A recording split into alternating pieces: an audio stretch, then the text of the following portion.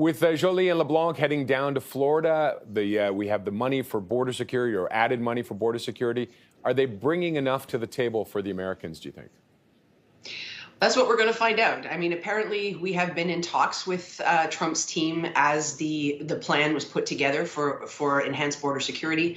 And so we shouldn't, hopefully be far off what they're expecting because we've been having these conversations. And so we'll see what transpires.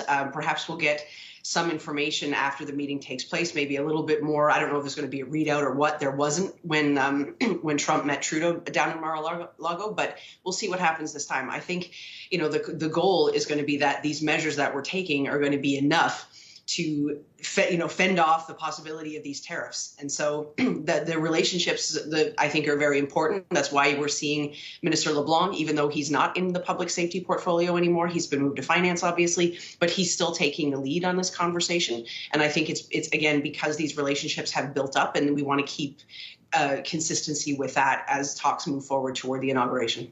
And how important are these meetings that they be in person? Oh, I think extremely important. I think Trump is somebody who they want to have a face-to-face conversation with.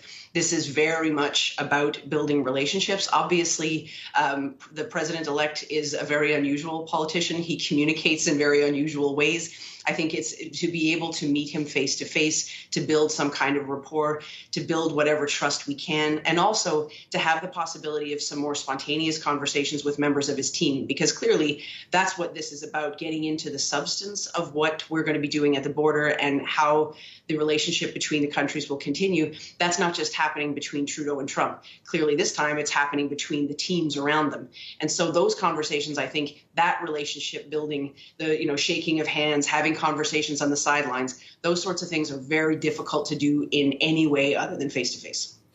And what would be a victory? Do you think we can have something before his inauguration that would be a victory for Trump and a victory for Canada on this? I mean, I think for us, the victory is to avoid these tariffs and to see if what can happen now. Again, even Trump isn't even president yet, and all of this is going on.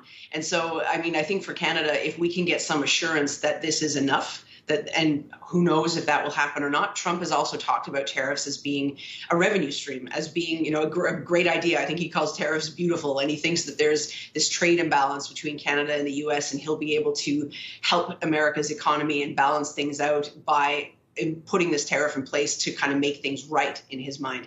And so he may want to do that regardless of what we do at the border. It could be that the border measures don't help the tariff conversation at all. But I think for Canada, a win would be that happens. Even if the U.S. takes all the credit for it, even if Donald Trump says, look what I made them do, and this is going to make him very happy and let him puff himself up as some big, powerful person who is able to tell other countries what to do. I think we don't care about that. He can tell whatever story he wants. If we're able to avoid what is going to be completely disastrous for our economy, then I think that's an obvious win for us. Okay, and just one last question. We're almost out of time, but I want to ask about all the jabs that he's been taking at Canada as being the 51st state and things like that. Who is that playing to? Is that just playing to him? Is it playing to his base?